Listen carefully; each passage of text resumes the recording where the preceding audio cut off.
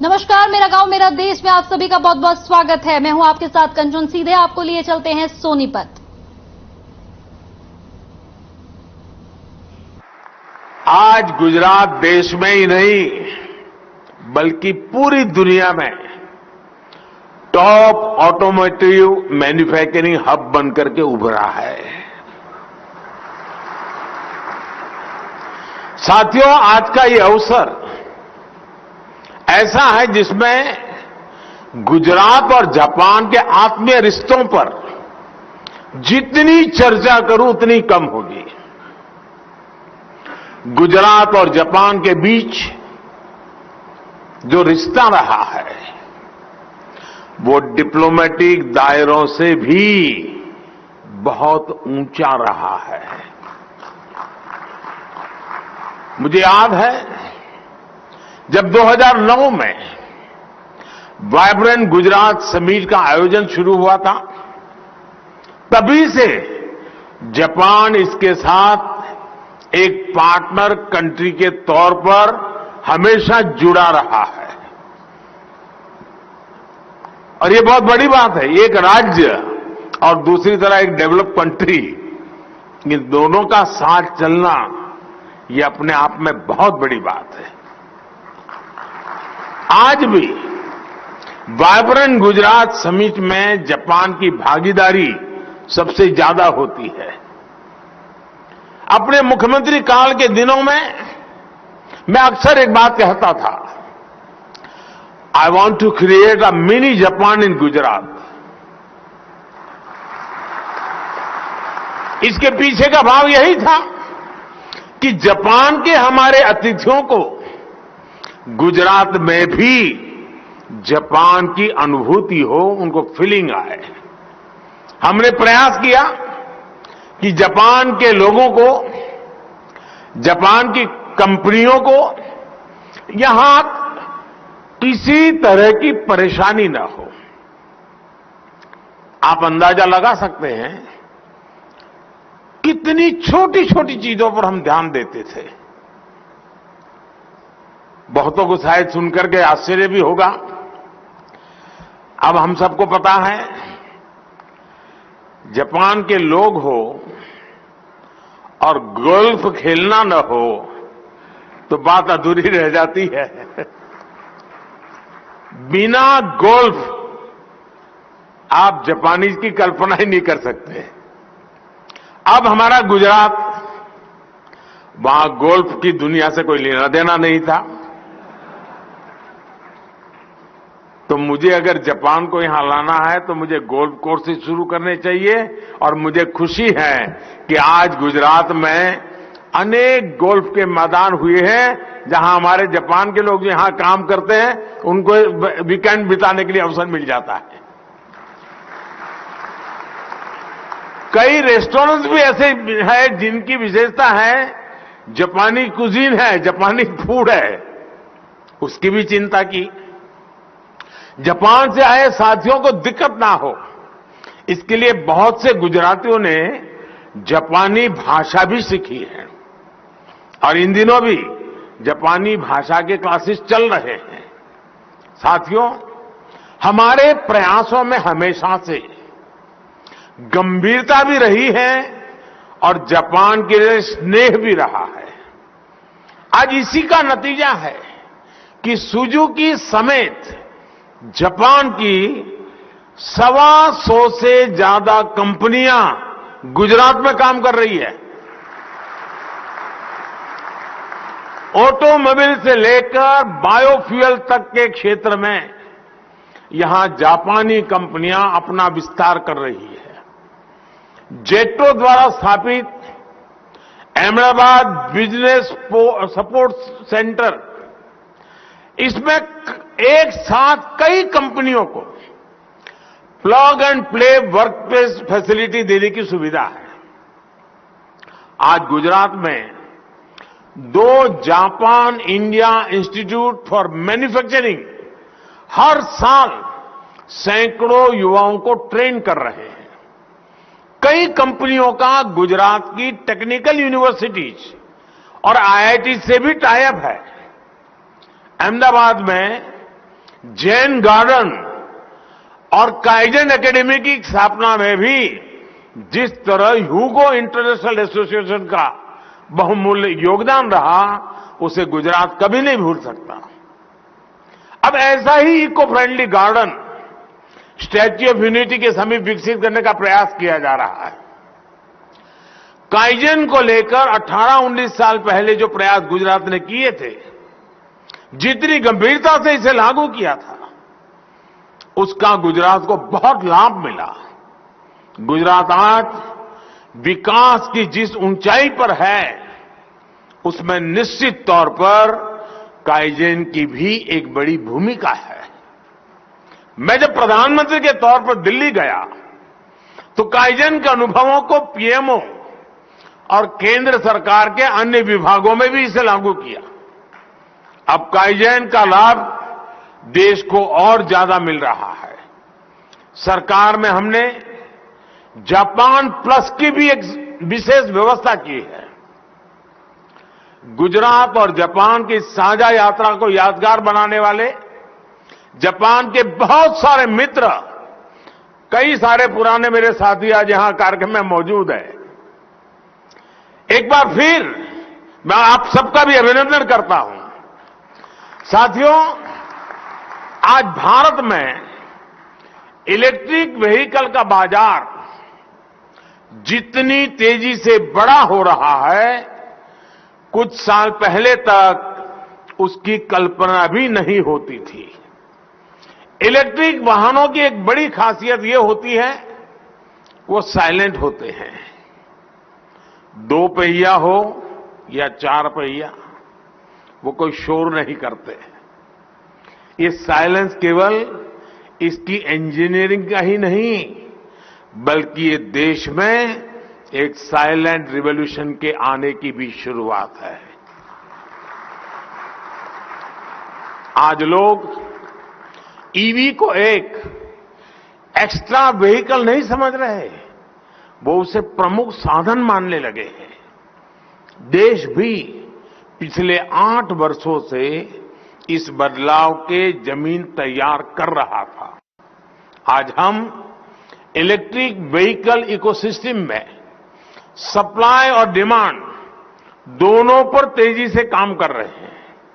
सरकार electric vehicle के खरीदारों को कई तरह के इंसेंटिव दे रही है, ताकि डिमांड में तेजी आए। इनकम टैक्स में छूट से लेकर लोन को आसान बनाने जैसे कई कदम उठाए गए हैं, जिससे इलेक्ट्रिक व्हीकल्स की मांग बढ़े। इसी तरह ऑटोमोबाइल और ऑटो कंपोनेंट्स में पीएलआई स्कीम के जरिए सप्लाई बढ़ाने की दिशा में भी तेजी से काम हो रहा है। सरकार ने इलेक्ट्रिक व्हीकल के पूरे इकोसिस्टम को रफ्तार देने के लिए कई कदम उठाए हैं। पीएलआई स्कीम के जरिए बैटरी मैन्युफैक्चरिंग को उसको भी काफी बढ़ावा मिल रहा है। इलेक्ट्रिक व्हीकल चार्जिंग इंफ्रास्ट्रक्चर को तैयार करने के लिए भी देश ने कई नीतिगत फैसले लिए हैं। 2022 के बजट में बैटरी स्वैपिंग पॉलिसी को पेश किया गया है। टेक्नोलॉजी शेयरिंग जैसी नीतियों पर नई शुरुआत हुई है। सप्लाई, डिमांड और इकोसिस्टम की मजबूती से ईवी सेक्टर का आगे बढ़ना तय है। यानी ये साइलेंट रिवॉल्यूशन आने वाले दिनों में बड़ा परिवर्तन करने के लिए तैयार है। साथियों, आज जब हम ईवी जैसे क्षेत्रों की बात करते हैं, तो हमें अपने देश के क्लाइमेट कमिटमेंट को और उसके टारगेट्स को भी सामने रखना बहुत आवश्यक है। भारत ने COP26 में ये घोषणा की है कि वो 2030 तक अपनी इंस्टॉल्ड इलेक्ट्रिकल कैपेसिटी की 50% क्षमता नॉन फॉसिल सोर्स से हासिल करेगा। हमने 2070 के लिए नेट जीरो का लक्ष्य तय किया है। इसके लिए हम ईवी चार्जिंग इंफ्रास्ट्रक्चर और ग्रिड स्केल बैटरी सिस्टम जैसे एनर्जी स्टोरेज सिस्टम को इंफ्रास्ट्रक्चर की हार्मोनाइज लिस्ट में शामिल करने की तैयारी कर रहे हैं। साथ ही हमें बायोगैस, फ्लैक्स फ्यूल जैसे विकल्पों की और भी बढ़ना होगा। मुझे खुशी है कि मारुति सुजुकी इसी दिशा में biofuel, ethanol blending, hybrid EV जैसे तमाम विकल्पों पर भी काम कर रही है। मेरा सुझाव है कि इसके साथ साथ सुजुकी कंप्रेस्ड बायोमीथेन गैस यानी सीबीजी जैसी संभावनाओं से जुड़े प्रोजेक्ट भी शुरू कर सकती है। भारत की दूसरी कंपनियां भी इस दिशा में काफी काम कर रही है। मैं चाहूंगा कि हमारे यहां एक हेल्दी कंपटीशन के साथ साथ म्यूचुअल लर्निंग का भी और बेहतर माहौल बने। इसका लाभ देश और व्यापार दोनों को होगा। साथियों, अगले 25 वर्षों के अमृतकाल में हमारा लक्ष्य है कि भारत अपनी ऊर्जा जरूरतों के लिए आत्मनिर्भर बने। हम जानते हैं कि आज ऊर्जा आयात का एक बड़ा हिस्सा ट्रांसपोर्ट से जुड़ा है। इसलिए इस दिशा में इनोवेशन और प्रयास हमारी प्राथमिकता होनी चाहिए। मुझे भरोसा है आपके और ऑटो सेक्टर के सभी साथियों के सहयोग से देश अपना ये लक्ष्य जरूर पूरा करेगा। हम विकास और समृद्धि के लक्ष्य पर उसी गति से पहुंचेंगे जो गति आज हमारे एक्सप्रेस वेज पर दिखाई देती है। इसी भावना के साथ मैं आप सभी का बहुत बहुत धन्यवाद करता हूं और सुजुकी परिवार को हृदय से बहुत बहुत शुभकामनाएं देता हूं और मैं उनको विश्वास दिलाता हूं कि आप विस्तार के जो भी सपने लेकर के चलेंगे उसे गति देने में चाहे राज्य सरकार हो या केंद्र सरकार हो, हम कहीं पर भी पीछे नहीं रहेंगे। इसी भावना के साथ आप सबका बहुत बहुत धन्यवाद।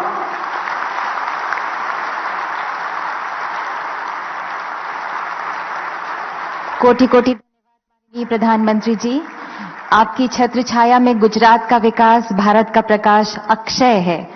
गुजरात की पूज्य धरा, भारत की पूज्य धरा कृतज्ञ है आपके प्रति माननीय प्रधानमंत्री जी कि आपने बापू तथा सरदार पटेल की विरासत को मार्गदर्शक मान के भारत के असीम विकास के रास्ते तय किए। बहुत बहुत धन्यवाद माननीय प्रधानमंत्री जी।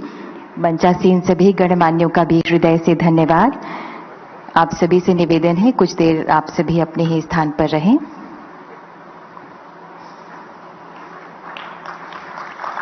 बहुत बहुत धन्यवाद माननीय प्रधानमंत्री जी, आपका बहुत बहुत धन्यवाद। हमारे सभी गणमान्य अतिथिगण, जापान के हमारे सभी एस्टीम्ड गेस्ट्स का हृदय से धन्यवाद।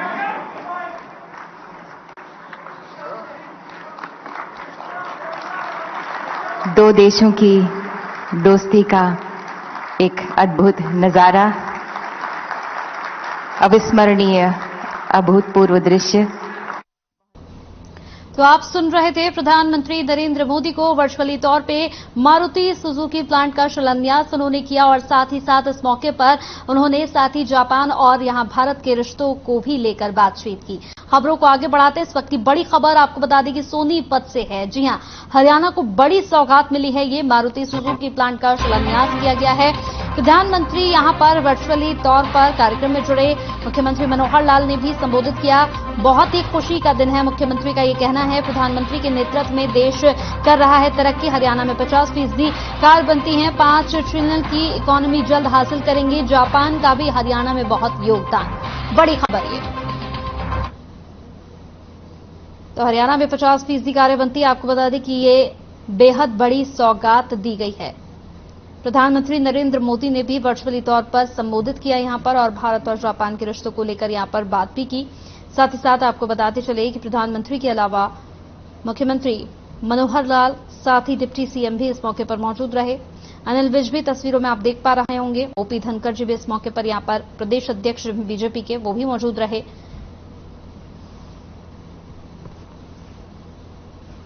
तो वहीं हरियाणा बीजेपी प्रदेश अध्यक्ष ओपी धनखड़ ने प्रेस कॉन्फ्रेंस में बताया कि पंचायती राज चुनाव और संगठनात्मक विस्तार को लेकर यहां 8 सितंबर तक 4000 बैठकें करने जा रहे हैं। इन बैठकों में करीब 1 लाख लोग शामिल होंगे और 2 और 3 सितंबर को राष्ट्रीय अध्यक्ष का हरियाणा दौरा यहां पर कर देखेंगे कि मंडल स्तर पर कैसे कार्य किए जा रहे हैं।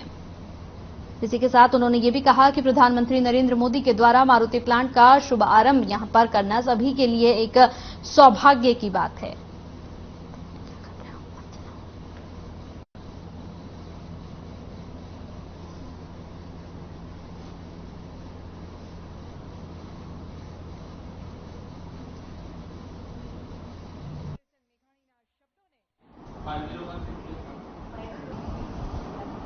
कल हमारी यहां एक बैठक थी 7 जिलों की। इसमें मंडल अध्यक्ष, मंडल प्रभारी, मंडल पालक भी बुलाए थे।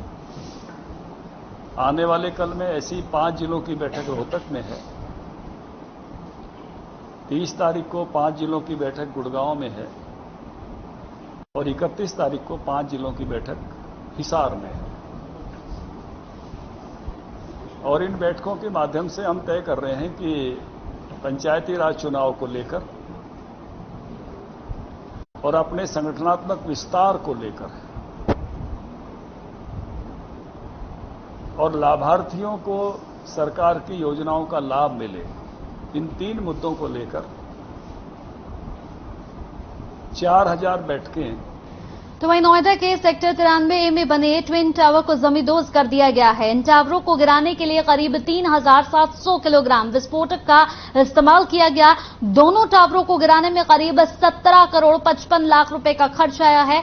आपको बता दें कि दोनों टावरों में करीब यहां पर 950 फ्लैट यहां पर बने हुए थे।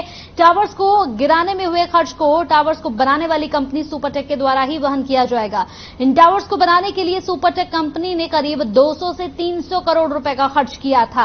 गिराने में यहां पर लगभग 17 करोड़ यहां पर खर्च हो गए हैं। 9 सेकंड में ट्विन टावर जो है वो ध्वस्त हो गया है। तस्वीर हम आपको दिखा रहे हैं।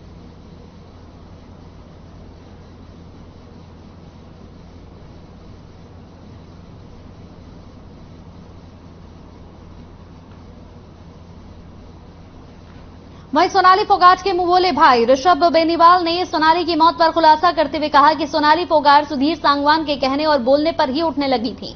उन्होंने सुधीर सांगवान के परिवार वालों की भी तस्वीर दिखाई। उन्होंने कहा कि उनकी बीवी को कैंसर है, लेकिन सुधीर सांगवान अपनी पत्नी के बीमार होने और अस्पताल में भर्ती होने के बावजूद भी अपनी पत्नी से मिलने नहीं गए। उन्होंने कहा कि सुधीर सांगवान ने सोनाली फोगाट को तांत्रिक के चक्कर में भी फंसाया था।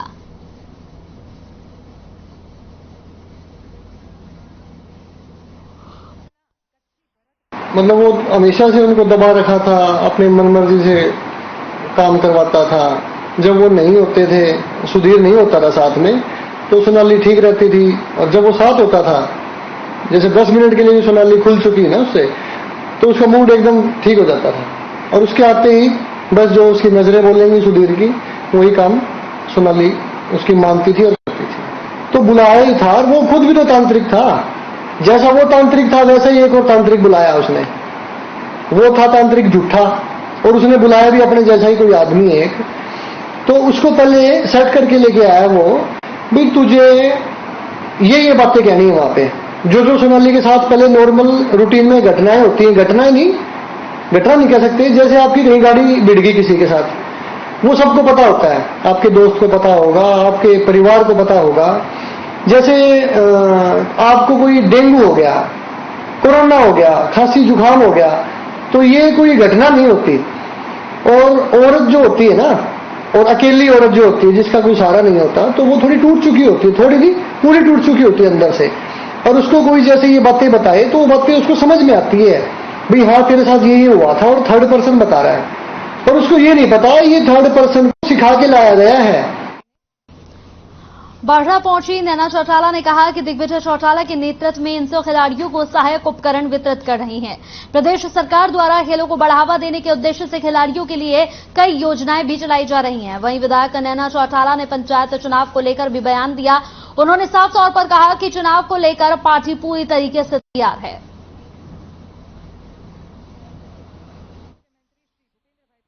ये बहुत अच्छे तरीके से सरकार जो है वो कर रही है और ग्राम सचिव को जो पकड़ा है वो देखो उगलेगा तो बहुत जल्दी ना करके मैं कहती हूँ धीरे करो पर करो, ऐसा कि सीधा बुलडोजर फेरा जाए। फिर छोड़ने पुतले फूके जा रहे हैं। लोग कह रहे हैं कि नैना चौटाला ने पैसे खाए हैं, तो मैं तो एक कहूंगी कि एहसान है हम पर तोहमत लगाने वालों का कि उठती उंगलियों ने मुझे तो मशहूर कर दिया कि प्रचार होना चाहिए, चाहे वो नेगेटिव हो चाहे वो पॉजिटिव हो। तो जिन्होंने मेरे पुतले फेंके, मैं तो अपने आप को इतना बड़ा नेता मानती नहीं हूँ।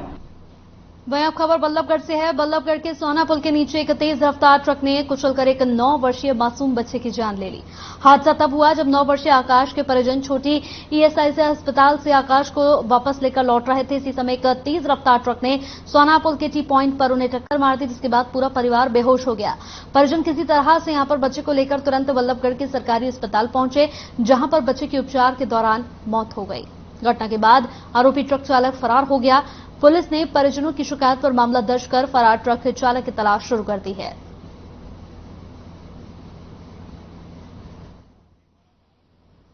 हाँ, ये कल दिनांक हमारे को ना सूचना मिली थी। पिता अपने बेटे को साइकिल उठा के लेकर आ रहा था, तो ना टी पॉइंट के पास गाड़ी ट्रक ने पीछे से टक्कर मारी, जिससे वो हाथ को चोटें लगी। चोटें लगने के कारण उसको जीएच मतलब दाखिल करा दिया। वहां से उसको रेफर के बाद उसको ईएसआई हॉस्पिटल ले गए। वहीं अंबाला में बदमाशों के हौसले इतने बुलंद हो गए हैं कि बदमाशों का खौफ ही बिल्कुल खत्म हो गया है। आए दिन गोलियां चलने का सिलसिला जारी है। बता दें कि देर रात अंबाला कैंट में 2 गुटों में फायरिंग हुई। बदमाशों को पुलिस ने पकड़ने का पूरा प्रयास किया, लेकिन बदमाशों ने पुलिस पर ही गोलियां चला दी। बदमाश मोटरसाइकिल पर सवार होकर पुलिस पर गोलियां चलाकर यहां कंटोनमेंट की ओर फरार हो गए। फायरिंग में पुलिस के 2 जवान जख्मी हो गए हैं। पुलिस जवानों को इलाज के लिए सिविल अस्पताल में भर्ती करा दिया गया। इनमें से एक की हालत नाजुक होने की वजह से पीजीआई रेफर कर दिया गया।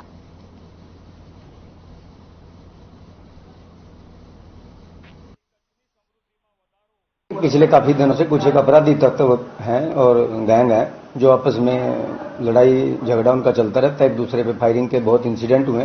पहले भी हमने बहुत 307 के और 302 के मुकदमे इसी थाने में इनके खिलाफ दर्ज हैं।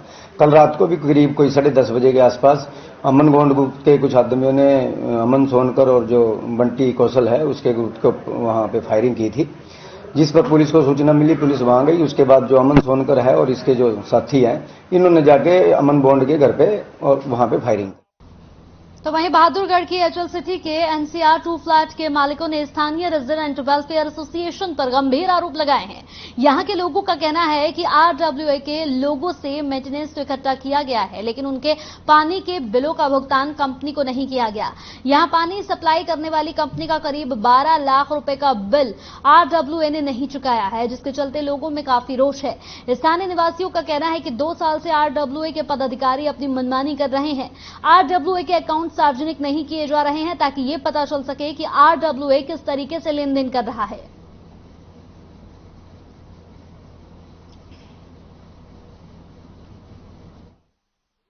सुबह हम जैसे ही अपनी बाल कॉलोनी में निकलते हैं, मैं एक साउंड सुनता हूं, तो साउंड में कुछ लोग इकट्ठे होकर 11-12 की संख्या रही होगी, जो आरडब्ल्यूए को गाली देते हुए आरडब्ल्यूए चोर है ये कहते हुए नारे लगाते हुए निकल रहे थे। ये काफ़ी दिनों से ये चला हुआ था कि भाई हिसाब दे दो। हमने हिसाब देने के लिए कभी मना नहीं किया, लेकिन ये वो लोग हैं जो मेंटेनेंस नहीं देते, और कुछ लोग इनमें ऐसे हैं जो इनको यहाँ हमारे आरडब्ल्यूए वालों को भड़काते रहते हैं। जागलान है और मैं सिटी एनसीआर 2 का निवासी हूँ।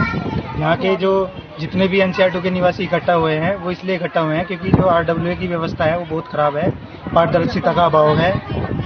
बिजली का पानी का बिल टाइम पर जमा नहीं हो रहा है। एचएल वाले बोलते हैं कि आरडब्ल्यूए से एनएससी लाओ, आरडब्ल्यूए वाले बोलते हैं एचएल से एनएससी लाओ। कोई भी व्यवस्था प्रॉपर चैनल से नहीं चल रही है, इसलिए सारे निवासी यहाँ पर इकट्ठा हुए हैं।